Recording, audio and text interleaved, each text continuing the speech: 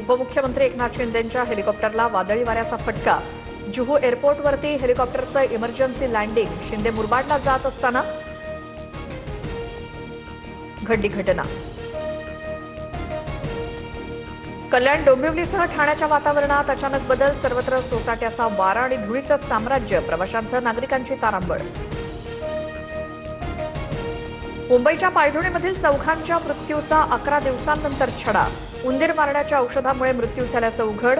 मृतांच्या शरीरात झिंक फॉस्फाईडचे अंश आढळले.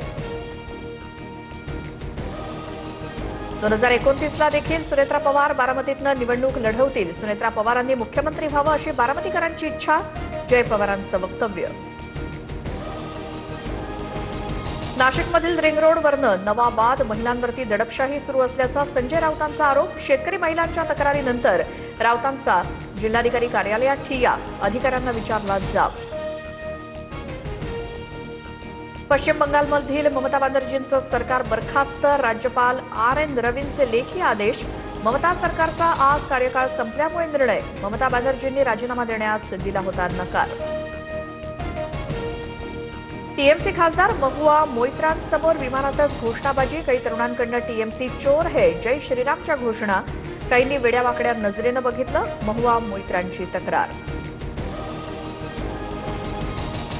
मुंबई वॉटर मेट्रो प्रकल्पासाठी मुख्यमंत्री आणि मंत्री नितेश राणेंच्या उपस्थितीत करार. महाराष्ट्र सागरी मंडळ आणि नॉर्वे स्थित कंपनीशी करार.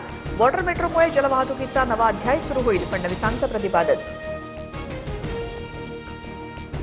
राज्यातील 10वी बोर्डाचा निकाल उद्या लागणार. बोर्डाच्या वेबसाईटवरती दुपारी 1 वाजता ऑनलाईन निकाल पाहता येणार.